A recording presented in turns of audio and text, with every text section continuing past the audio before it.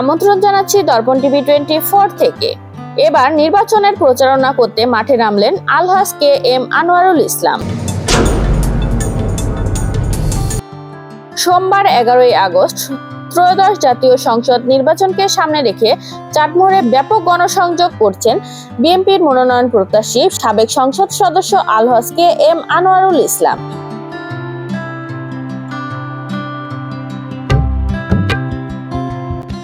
দিনব্যাপী তিনি ডিবিগ্রাম ইউনিয়নের পাচুরিয়া ঢাল, কাঁঠালবাড়িয়া বাজার, বামনগ্রাম বাজার, গফুরাবাদ স্টেশন, কামালপুর, কাটাখালী বাজার ও দাথিয়া কয়রাপাড়া এলাকা ঘুরে রাস্তার পথচারী, দোকানদার ও বিভিন্ন শ্রেণী পেশার মানুষের সঙ্গে কুশল বিনিময় করেন। এ সময় তিনি ধানের শীষের পক্ষে ভোট প্রার্থনা করেন এবং দল থেকে মনোনয়ন প্রত্যাশা ব্যক্ত করেন।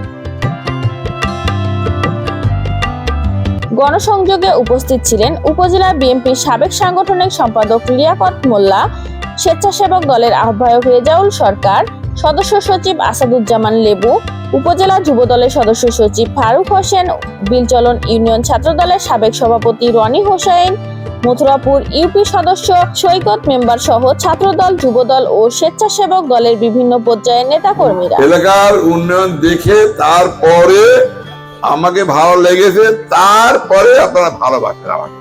এই 4 লাখ লোকের কাছে পৌঁছাতে পেরেছি? না না না না, 4 লক্ষ লোকের কাছে তুমি যাইতে পারি নাই, কিন্তু ভোট তো এরা দিয়েছে। জি, এইটা আমি বুঝাচ্ছি। এই জন্য আমার কথা, আমি আর কি বলবো, কিছু কথা আপনাদের কাছে বলতে ইচ্ছা করে। এবং খালেদা জিয়ার সঙ্গে যদি বলেন 100 বার দেখা হয়েছে, এটা ভুল হবে। তার চাইতে বেশি দেখা করেছি। উনি যখন নারাজি করেন নাই, তখন আমি ওনার বাসায় গেছি, আমাকে চেনে। হ্যাঁ, আর তারিক রহমান সাহেব পাবনা জেলায় কোথাও যায় নাই, আমার মনে পড়ে না। আমার এখানে 2 বার আসছিলেন। আমার বাড়িতে বৈঠক খানা যেখানে বসেন আপনারা, ওখানে বসে ওনাকে চা খাওয়াই। প্রকারান্তরে তো আমাকেই আপনারা ভোট দিয়েছিলেন। প্রকারান্তরে আমি কিন্তু তখন এমপি। এই কয়টা দিন বা মাস আপনারা আমার জন্য বা আমাদের জন্য আমাকে যদি চান, যদি মিছিল করেন, যদি স্লোগান দেন, যদি আল্লাহর কাছে সর্বদা দোয়া রাখেন, তাহলেই আমি নমিনেশন পাবো। আর আপনারা যদি কিছুই না করেন, তাহলে আনোয়ারের লোকই নেই।